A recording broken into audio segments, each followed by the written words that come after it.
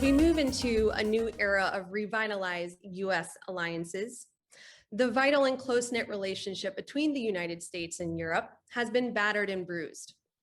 With several policy areas in need of urgent attention, it will take much more than good rhetoric and diplomatic gestures to make real headway. What is the future of transatlantic relations, and how can this partnership stay relevant in the 21st century? Good evening and welcome to the program. Thanks so much for joining us.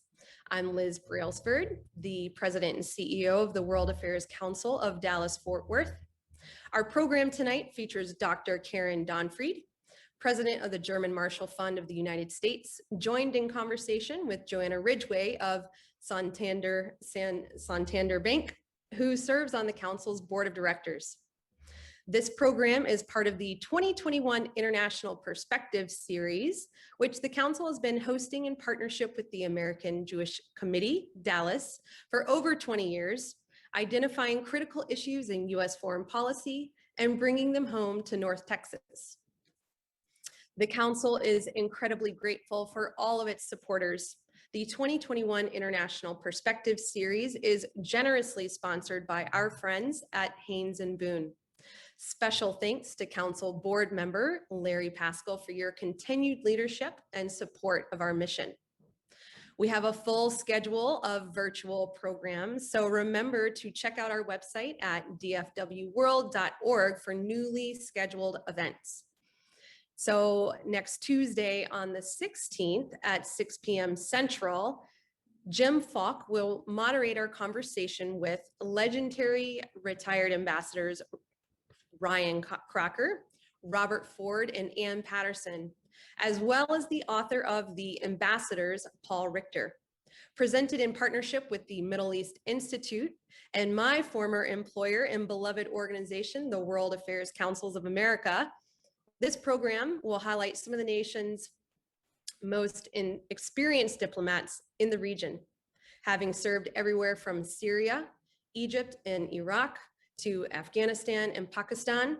Head to dfwworld.org to register for this complimentary program. And now I'd like to welcome Regional Director of AJC Dallas, Joel Schweitzer, to say a few words. Joel, thank you for your continued partnership and support of this series. I look forward to what our two organizations will accomplish together in the future. Thanks very much. And off to you.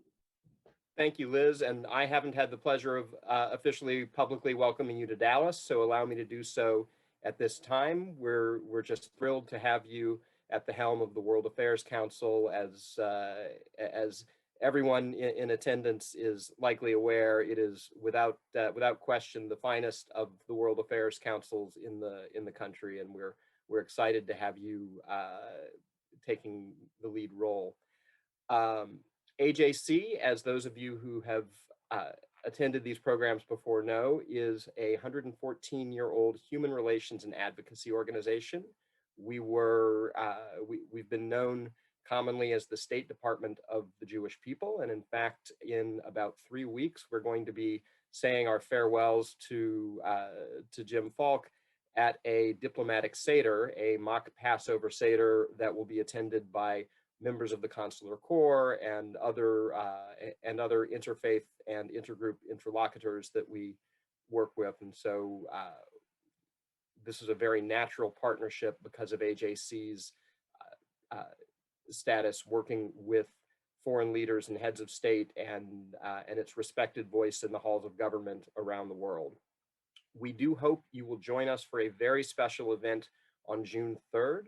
Our Community of Conscience Coalition, which is a coalition of diverse leaders from all walks of life, from different faiths, from different ethnicities, from both sides of the aisle, that are committed to advancing democratic values, to enhancing pluralism and elevating civil discourse in our country, something that is certainly needed now more than ever.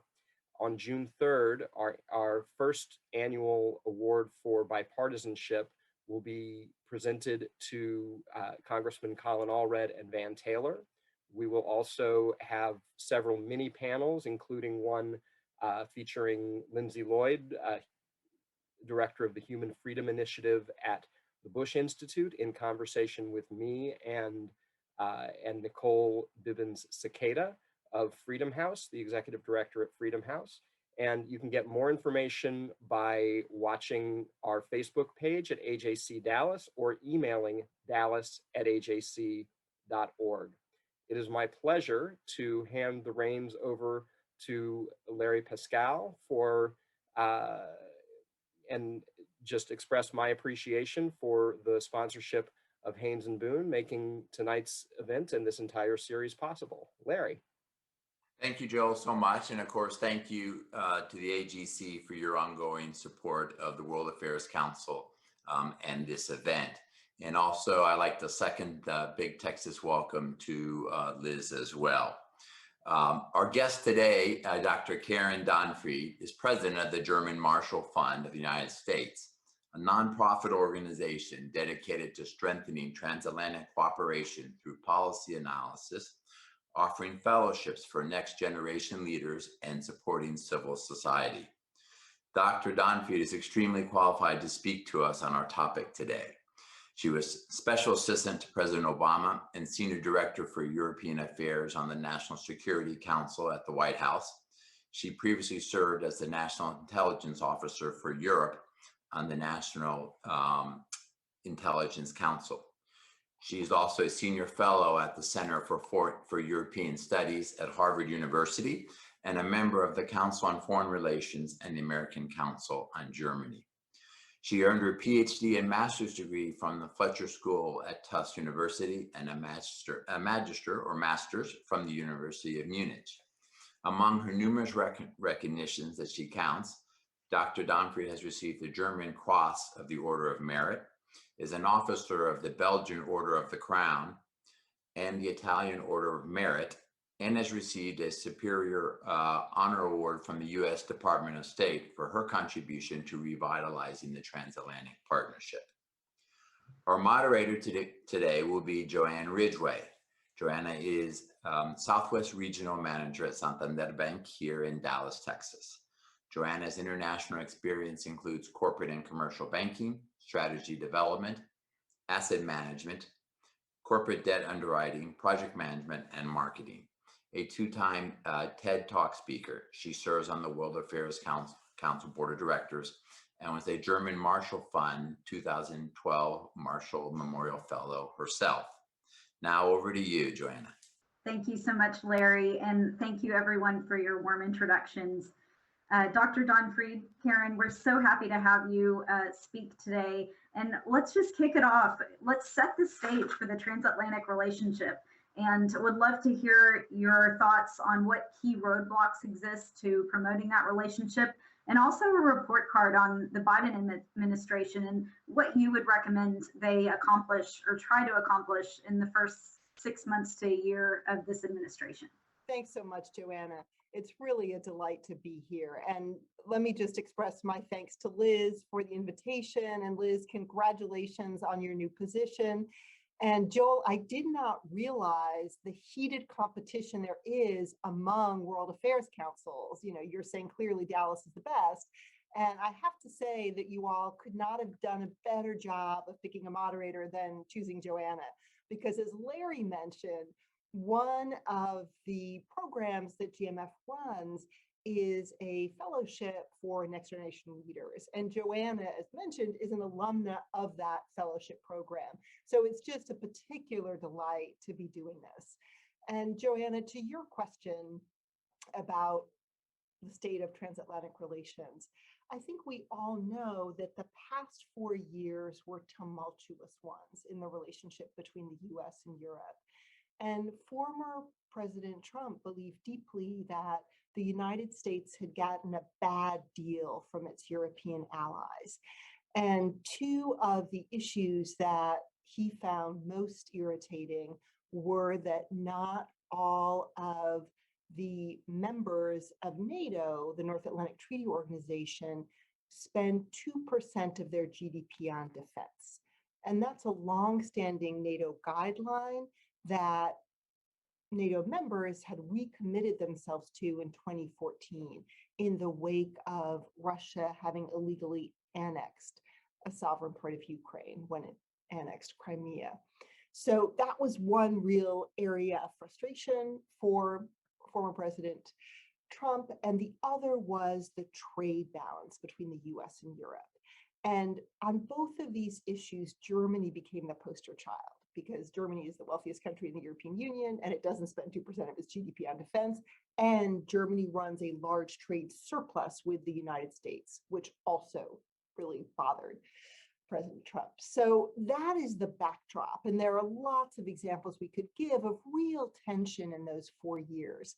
And we're now at a place where Joe Biden, when he was running for office, and since he has stepped into the Oval Office, has been very clear that his vision of America is back, a United States that's engaged globally, that a big part of that is how we work together with our allies. And so President Biden's focus is on revitalizing the Transatlantic Alliance and alliances in other parts of the world as well, because President Biden argues that one of the unique attributes the United States has is allies, that we have these other strong democracies that share our values and also share our interests. So we should work together with them on meeting global challenges. And so that gets to the to-do list, which is pretty long. And I will shamelessly flag a project that I was involved in last year. I co-chaired a transatlantic task force with Wolfgang Ischinger, who is a former German ambassador to the United States. He now chairs the Munich Security Conference. And he and I, we've known each other for a long time, and we felt that whomever was going to win the US election in November, it was really important to try to get the transatlantic relationship back on track. And so we brought together a group of Americans and Europeans and tried to have a diverse set of perspectives and geographies, and looked at what are the issues where we think the United States and Europe will be better equipped to meet those challenges if they work together. So the purpose of the task force was not to improve the US-European relationship. It was actually to try to get important things done on the international stage. And we looked at 6 separate issues. Not surprisingly, we started with pandemics. That hadn't been in our minds initially, but by the time we got to March of last year, it was clear that that was a key issue. So we looked at pandemics, we looked at economic growth, we looked at climate, China, technology, and security, and tried to come up with really concrete policy recommendations. And I definitely think those 6 issues are at the top of the US-European agenda. What we've seen President Biden do initially is first try to rebuild trust. And I mentioned earlier that Americans and Europeans share values and interests, and that's important, but fundamental to any alliance or any partnership is trust. And that trust really had been damaged. So we've seen President Biden take many actions to show that he brings a new commitment to issues Europeans care about, whether that's rejoining the Paris Climate Accord or setting aside some of the trade issues that have been roiling transatlantic waters in recent years. So I think we're poised now to do the hard work of trying to agree on policies and move out. So let me set the table with that set of Absolutely. And I would recommend anyone participating here to seek out that report. It's really fantastic, and we can include it on the notes on the YouTube recording after this. But speaking to that, Karen, one thing that is so fascinating to me on the policy side is how Europeans and the US, how we make policies for areas where we're aligned, but sometimes our interests diverge a little bit, and that China is a great example of that.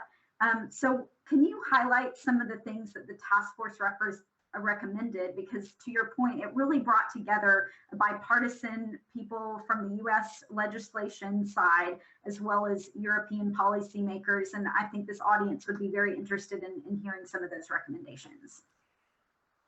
Thanks. I'd love to do that, Joanna. And I should actually note that one of the members of the task force was Will Hurd. So a former member of the House of Representatives from Texas. So Texas was represented on the task force as well. And I want to pick up on a point you made, because I think it's really important, Joanna. When we talk about allies, it does not mean that we always agree. It means that we start from similar perspectives, but lots of things may determine different policy orientations, geography being a really important one, history, culture, all sorts of things. And that surely is true when you talk about an issue like China. The United States has a complex relationship with China. China is a very important economic partner for the United States. It's also an economic rival. We have deep political ties, not only with China, but with other countries in the region. In fact, we have treaty allies in the Asia Pacific. So if you look at the US relationship with China, it is multifaceted and complex. For Europe, China primarily has been an economic partner.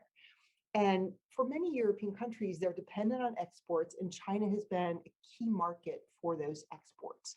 So that economic relationship has dominated Europe's relationship with China, and it has led Europe to engage differently with China than the US has. And we've seen that difference over decades.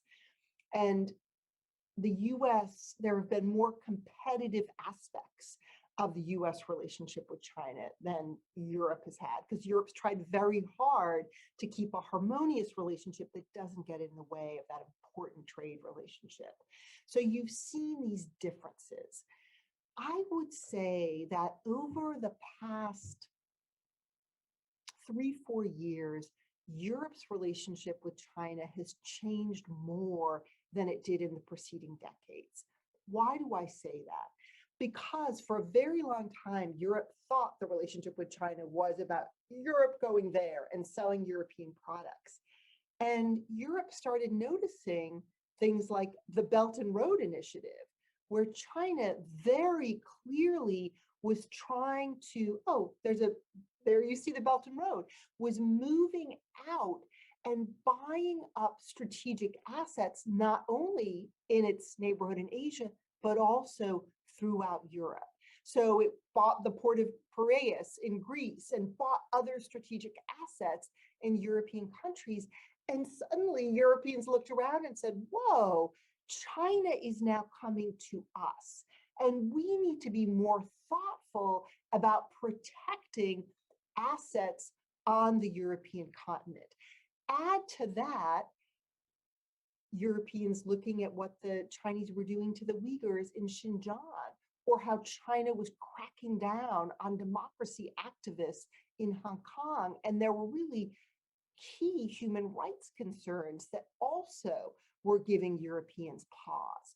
So you see this change where Europeans are becoming more critical of China, and in the United States, where for a very long time there was a desire to make China a responsible stakeholder. That goes back to the Bush administration and Bob Zoellick in that language of China as a responsible stakeholder.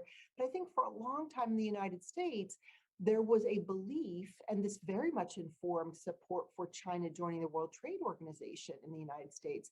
There was a belief that if China liberalized economically, it would then liberalize politically.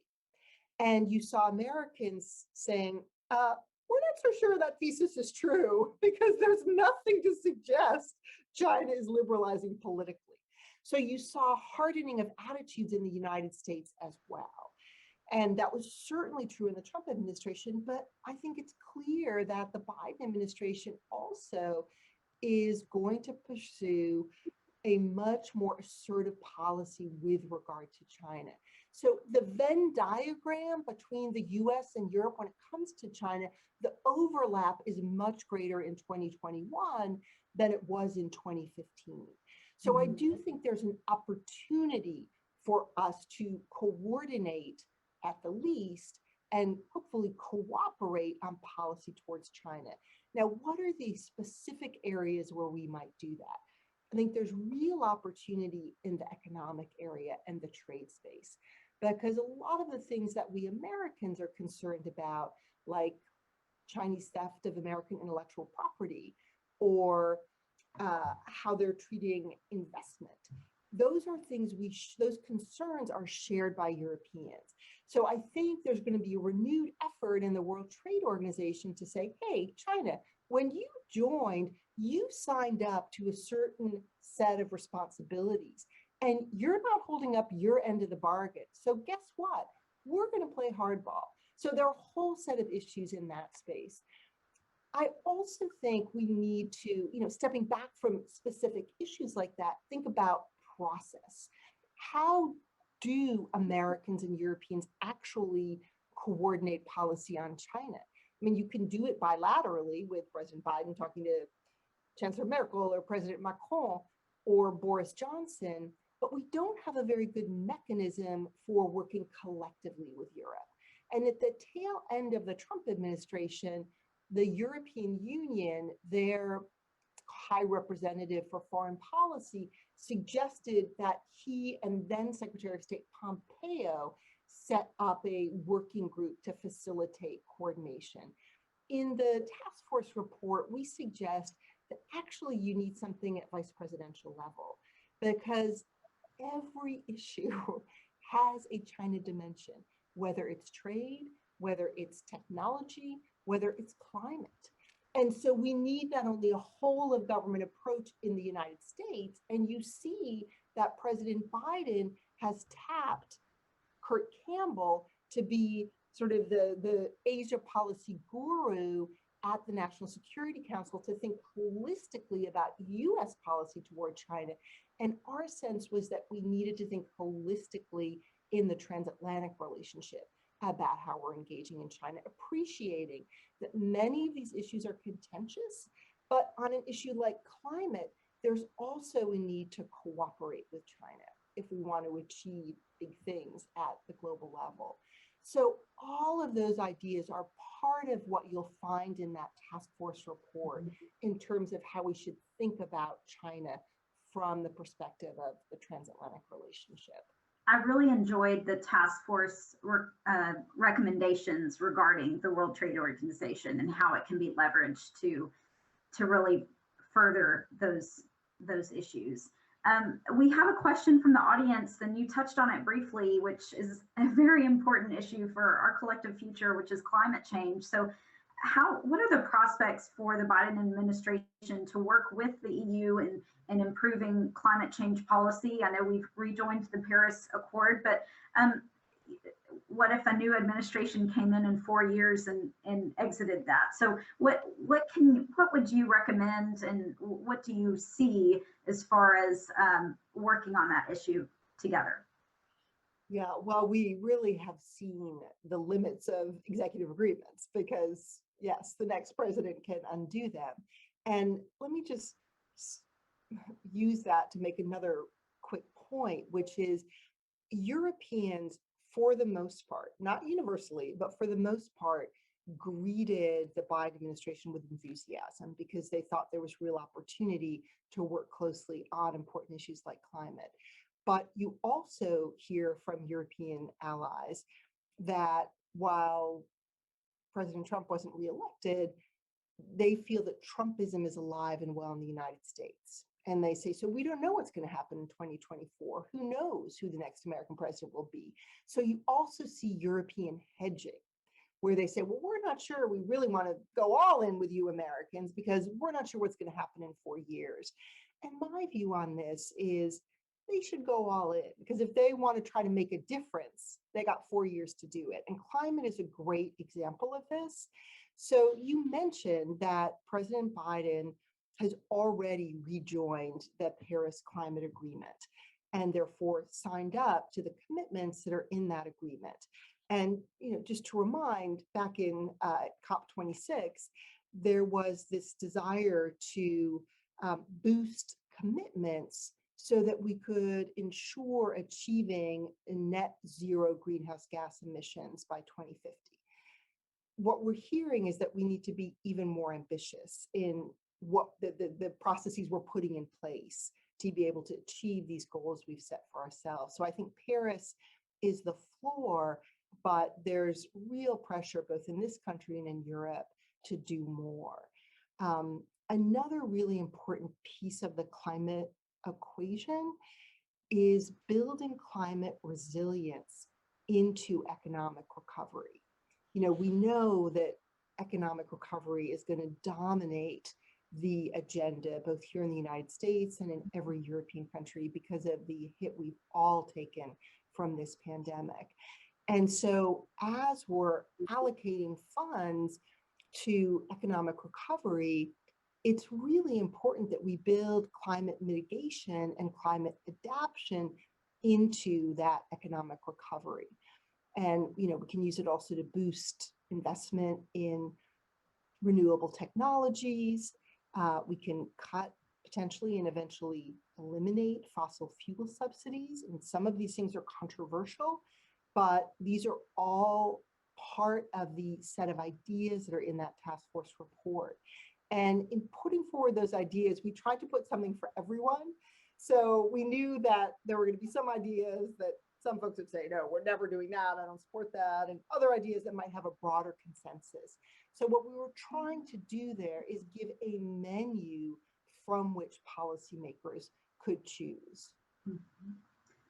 What about the economic recovery? There's a lot of data, significant articles being written about the she session, which is a term that was recently coined by Nicole Mason, just relative to the number of women that have left the workforce or reduced their hours in the workforce due to the pandemic.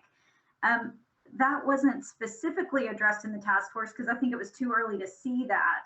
But are you seeing that elevated in the dialogues you're having today? And what are some ideas you're hearing to address that? Well, it definitely is something we're seeing as a really negative, one of the many negative impacts of the pandemic. And I think, we were already aware that we didn't have gender parity in the workforce, and that problem has been exacerbated because of the pandemic. And, I'll just talk from a GMF perspective. In our small way, we try to be mindful about anytime we're doing a public event, thinking about, well, who are the speakers and who's being represented on that GMF platform?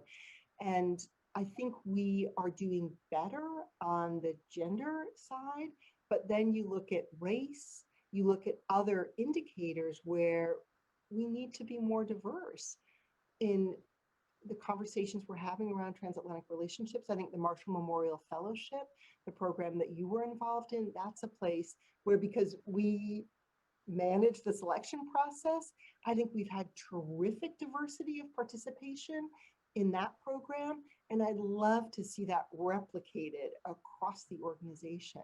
So I think each of us needs to start at home, with our own organizations, and then try to be ambassadors for gender parity, racial parity, diversity in all its forms as we move forward. And I think here in the US, certainly the murder of George Floyd last year was something that really woke people up on the racial equity front and just made us realize how much work there is to do across the diversity, inclusion, and equity landscape. Absolutely. And I can attest to the diversity we've seen having served on the Texas selection committee the last few years for the Marshall Fellowship, and appreciate German Marshall Fund's support of the project I've focused on, which is corporate diversity in the boardroom. So training Marshall alums on pursuing corporate board seats. So thank you for that. And we've had a couple questions from the audience that are really fascinating, primarily focused around the the rise in nationalism, which we've seen obviously in the United States, but also in Europe, and how does that present a challenge to a lot the broader transatlantic or EU alliance? It's such a great question, and I'm reflecting on a conversation we've had internally here at GMF about our tagline, which is strengthening transatlantic cooperation.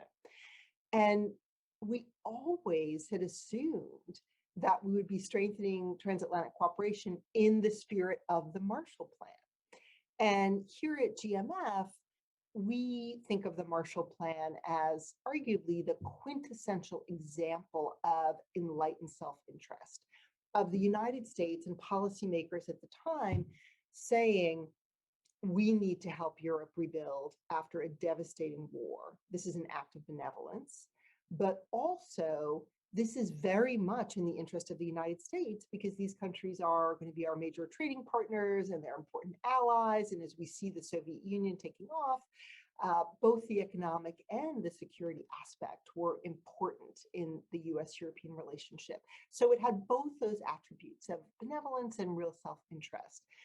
And the Marshall Plan is the quintessential example of the liberal democratic order, the values that we share around liberal democracy, meaning it's not just about rule by majority, but it's protecting the rights of minorities. It's about rule of law, freedom of the press, rights of the individual. And we, for the history of GMF, have taken for granted that that's the world we live in. And that's the world that connects the US and Europe. And then when we saw the rise of nationalist populism in the transatlantic space, we thought, wow, it never occurred to us that liberal democracy might not ultimately be the dominant governing system. And that was really striking because all of these things we've taken for granted for such a long time, we can't take for granted anymore. And absolutely, it's a challenge on both sides of the Atlantic. So my argument is we also need to be united in terms of strengthening our democracies. And, if you're looking, I think the question was specifically about Europe. And there, most attention has focused on Hungary and on Poland, both members of the European Union, both members of NATO. And Hungary, the most recent news on Hungary is in the European Parliament, there are parliamentarians are organized around party groups. And Orban's party group was the European People's Party, which is also the party group that includes center-right parties across Europe, including Chancellor Merkel's Christian Democratic Union. And there had been a lot of pressure on the European People's Party, this party group, to boot out Viktor Orban's Fidesz, his political party, because people said, gosh, the road they're traveling on is not a road that hews to liberal democratic values. And we're very concerned about how Viktor Orban is undermining the rule of law and undermining the free press in Hungary. And so this debate has been going on for years. In 2019, Fidesz was blanking on the word, suspended. And just last week, Fidesz decided to leave the European People's Party because they felt they were about to be ultimately booted. So that's really interesting because it suggests, that's one example that suggests the European Union may be wanting to get tougher on this and member states may be wanting to crack down. We also saw that happen in the most recent budget, which included this Next Generation Europe fund, which is essentially a recovery fund to help the members of the EU build back better, to coin Biden's phrase, after the pandemic. And for the first time, there were basically you can only get that funding if you're living up to commitments you made around rule of law and the nature of your democracy. This was very distressing to Hungary and Poland, and they have the ability to go to the European Court of Justice and question this. So it's not going to go into effect immediately, but I do think it will go into effect. So again, we're seeing the European Union starting to take measures to make clear that if you're a member of the European Union, you have to live by these values around liberal democracy. So we'll see. In Poland, you have most recently, basically it's now illegal to have an abortion in Poland. It's a very Catholic country. The current ruling party takes that religious faith very seriously. So there have also been real concerns in Poland about crackdowns on freedom of the press as well. So we're seeing some of these trends in different countries that I think mean all of us need to recommit to the values that undergird our democracies. And rather than just criticizing each other, saying we need to work together to build stronger democracies. And there you see protesters in Poland who are continue to be very concerned about the legislation the government has put into place. So I think this is a very real issue, and we are going to be wrestling with it for some time to come. Do you think that the January 6th event in the US, the insurrection, potentially undermines our work and our leadership in democratic initiatives worldwide, especially in states like Central Europe or areas that are kind of more emerging? There is no question that the whole world was watching the assault on the US Capitol on January 6th. And as someone who worked on Capitol Hill for 10 years, I was shocked. I never thought I would see that happen in my lifetime. And, when you think about how it played out in Europe, let me just set the stage by talking about differences in how various European countries see the United States, because I don't want to suggest it's just one Europe. And, as you know, Joanna, GMF, the headquarters are here in Washington, and we have 7 offices across Europe. So when there's not a pandemic, I travel a lot. And I was always struck that when I would go to Paris and meet with interlocutors there, they would say, Karen, you may be a nice person, but we think the United States has gone bad. This was during the Trump years. And we are doubling down on strategic autonomy because Europe needs to be able to act independently of the United States. This is not a new French view. Think of de Gaulle, but the French essentially doubled down on that strategy over the last 4 years. So, strategic autonomy is sort of the French view. The Germans, while in many ways they're sympathetic to the French view, but they actually saw the change in the United States under Trump not as a structural change, but as a cyclical change.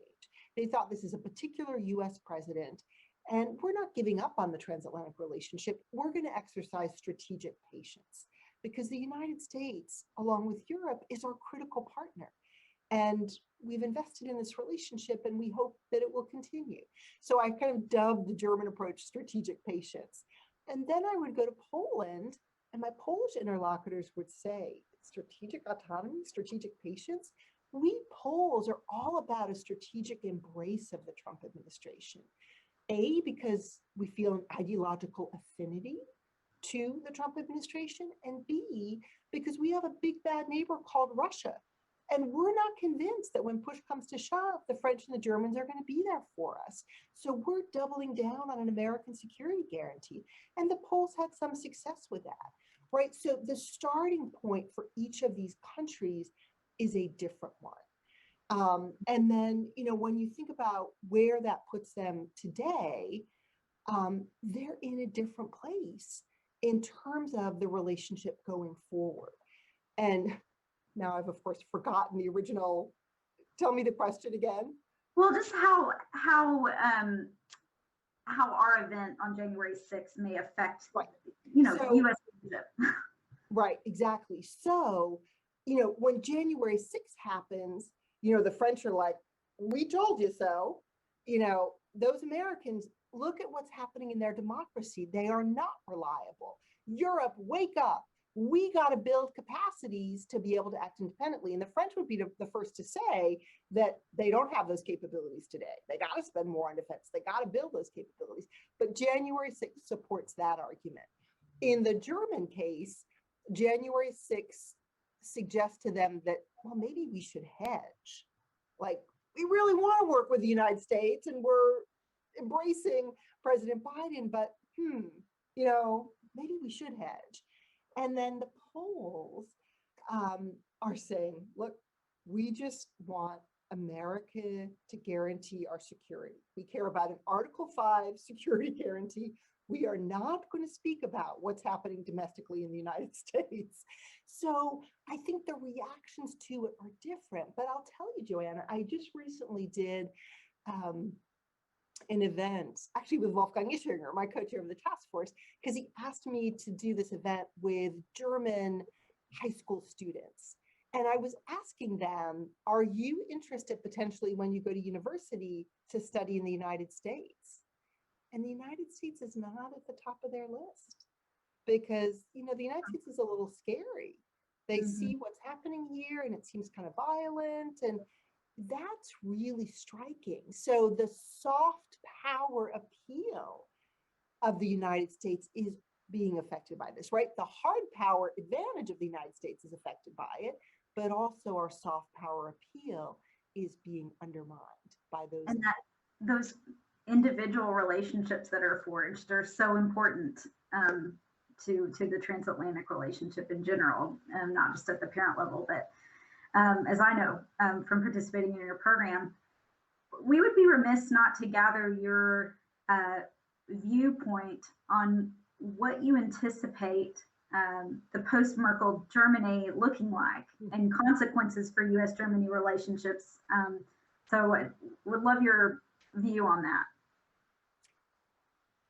So this is a big year for Germany and for Europe and for the transatlantic relationship, because Chancellor Merkel will end her 16th year in office. She is completing her 4th term as chancellor.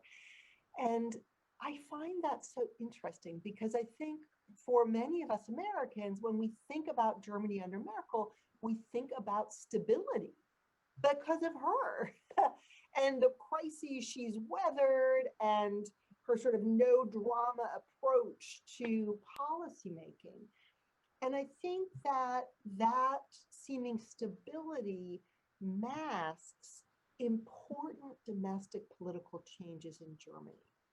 So Merkel's first government, when she came to power, was what we call a grand coalition, a coalition between her center-right parties and the Social Democrats, the center-left party. And 3 of her 4 governments have been that grand coalition. The current government is also a grand coalition. But her first government, when you looked at the seats that that grand coalition held, it was like 80%, something around that.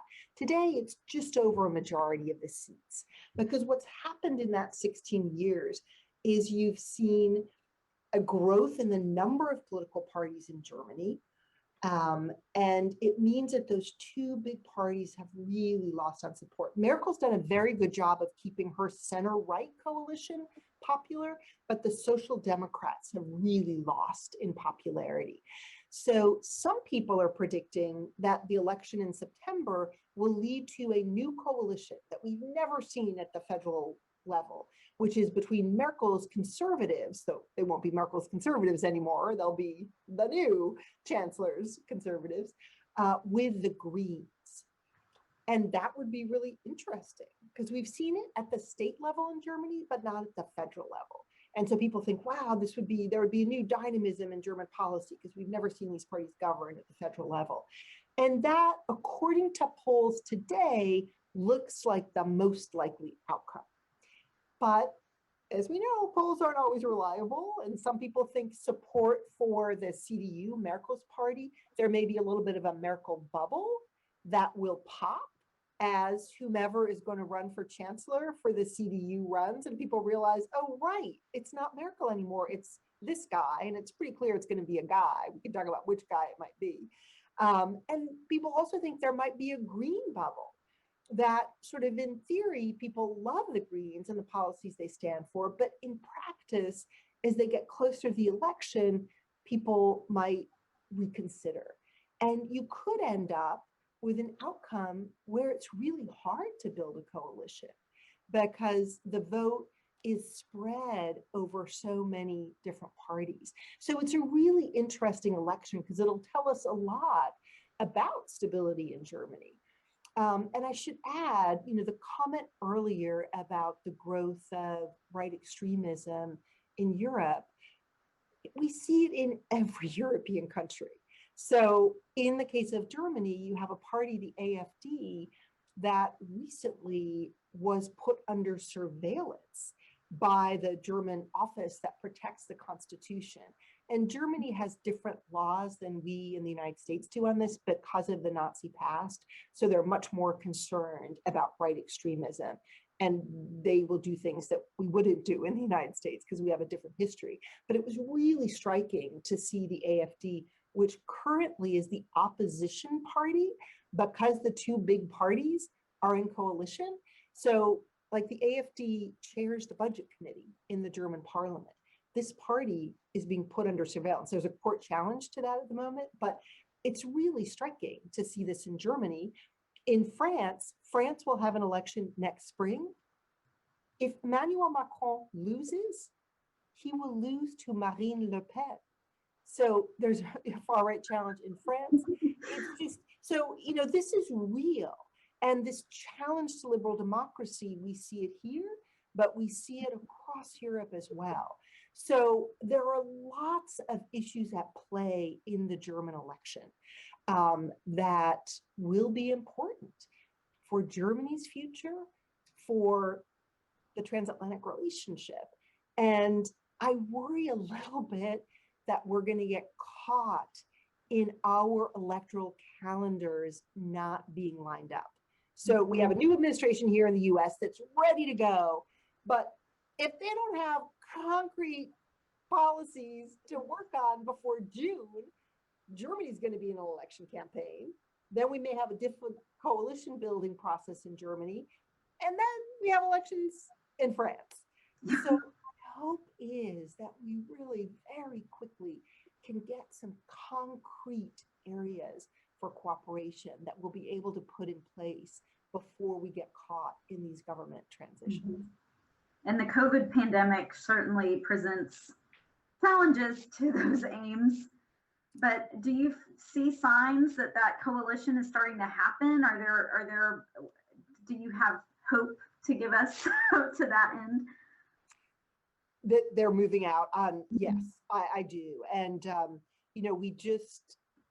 another recent development is that the Biden administration has been working with the European Union on some of the trade disagreements we've had. And one specific issue, longstanding issue, has been the US giving subsidies to Boeing, the Europeans giving subsidies to Airbus, and WTO ruled in our favor, so we put sanctions on Europe during the Trump administration, and then the WTO ruled in the EU's favor on Boeing sanctions, and they put sanctions on we give subsidies to Boeing, they give subsidies to Airbus. So we've had these dueling sanctions in place, and it was just decided last week that we're going to suspend those sanctions to give time for our negotiators to find a permanent solution to this. And my hope is that that's going to continue to some of the other trade issues, steel and aluminum, for example, that have been bedeviling the relationship. So I think we need to get that stuff cleared up. And then, simultaneously, I do believe that the administration here is working with its counterparts on China, on tech, on climate, on Russia, to really be able to put in place some policies pretty quickly. We saw also the US and Europe have a coordinated approach to putting in place sanctions against Russia in the wake of the poisoning of Alexei Navalny and Alexei Navalny's most recent jail sentence. So we have already seen some common action in terms of the challenges that we're facing. And I do think we'll see much more. There's no question that the Biden administration is giving priority to this. I mean, in every foreign policy speech statement that President Biden has made, that Secretary of State Blinken has made, that Jake Sullivan as National Security Advisor has made. They have been trumpeting the importance of allies, the importance of revitalizing those relationships and standing together to meet more effectively these challenges around the world. We probably have time for one more question. We have a few from our audience that we may not be able to answer, so I apologize. We won't get to all the questions. This has been a really exciting discussion. But this one question I think covers a couple of items, but in America, we don't often think of Europe outside of Germany, France, some of the main countries, but they're Central Europe and the Baltic states. So can you speak to the future of those areas, how the US is supporting those areas, and maybe some areas where Americans may not realize how important those areas are to the transatlantic relationship and just economic growth in general? Well, there are so many different reasons that those countries in Europe are important, even though we don't think about them all that much. Because you're right, when we think of Europe, it tends to be dominated by the big countries. The UK, France, Germany, I think would be the big three. I think increasingly we're going to be interested in Italy because of its new Prime Minister, Mario Draghi, who already is proving to be very skilled on the international scene. He had been president of the European Central Bank and has a lot of international experience. But to your point, there are the countries of Central Europe, there are the countries of the Balkans, there's Southern Europe, Greece, Spain, Portugal. And that's just if we think about members of the European Union and members of NATO. There are also the countries of the Balkans and the countries that border the Black Sea, countries that that GMF is very engaged in. We have offices that are active grant makers trying to help strengthen civil society in the Balkans and the Black Sea region. Because the argument is democracy isn't just about having free and fair elections, it's about citizens holding government accountable. And if you're coming out of a long communist past, then you have to hone those skills. Now, why should we think also about those countries that aren't the UK, France, Germany? Because they're important for lots of reasons, but let's go back to the conversation we had about China. Those countries matter for geopolitical reasons because China and Russia have focused like a laser beam on those countries, because many of those countries are economically more vulnerable than the UK, France, and Germany. And so take the example of Greece. When China invested in the port of Piraeus, it was in the dark days of the Eurozone crisis. And Greece was under real pressure to privatize some of its industries and assets. And Greece was looking to EU, Europe was looking to the United States for investors and couldn't find them. And at the time when China invested in the port of Piraeus, Greece was applauded for finding that investor. And I should say the Chinese seem to be running that port very efficiently. But what happened is the Chinese invested in a lot of this strategic infrastructure while we weren't paying attention. We've also been watching China and Russia use the tool of vaccine diplomacy. So Hungary has bought vaccines from China and Russia to inoculate their population because the EU was tapped to procure vaccine for the entire European Union and has not done a particularly impressive job of it. So we see how China and Russia are very actively engaging in those countries. So we need to have our eyes wide open about what is happening in all of Europe. And I would encourage anyone who's watching, if you're interested in learning more about the whole of Europe, GMF does a large number of events on a virtual platform. So you can be sitting in Dallas and just go online and participate in our events that cover any number of issues. from Ukraine to Serbia to the more traditional topics of the UK, France, and Germany. And I would really encourage you to do that because interesting and exciting things are happening in those countries, but also they matter in geopolitical and geoeconomic terms. I would echo that as well. I experienced that as a Marshall Fellow visiting Serbia, seeing the Chinese investment in management of an important infrastructure project. And that really that was one of the main things that struck me on that trip was how deep China was investing in an area that no one maybe had been paying attention to. So I highly recommend your programming and programs, and the Brussels Forum is coming up. So I do recommend that everyone visit gmfus.org for upcoming events. And thank you, Karen, for being here. I've really enjoyed the conversation and the opportunity to interview you, and wish we had much more time. But with that, I'll pass it over to Ray to close the program. And thank you again for being here Thanks today. so much, Joanna. Thank you, Karen, for dedicating your time to speak with us this evening. And thank you and Joanna for a great discussion. I'm Ray Termini with the International Perspective Series. IPS was founded by Mel Cusin and became a collaborative effort between DFW World Affairs Council and the Dallas American Jewish Committee.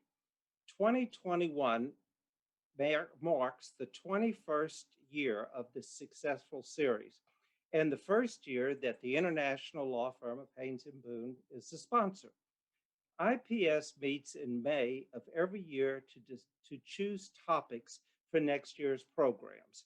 We select issues that we believe will be of interest to our audience 6 to 9 months following our meeting. We later invite speakers who are leaders in their fields to address these topics. Tonight's event was a sterling example of this process. The German Marshall Fund is committed to the idea that the United States and Europe are stronger together.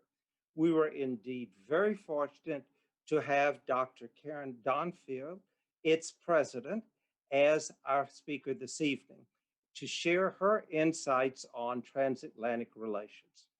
Again, I'd like to thank the World Affairs Council, AJC Dallas, and our generous sponsors at Haynes & Boone.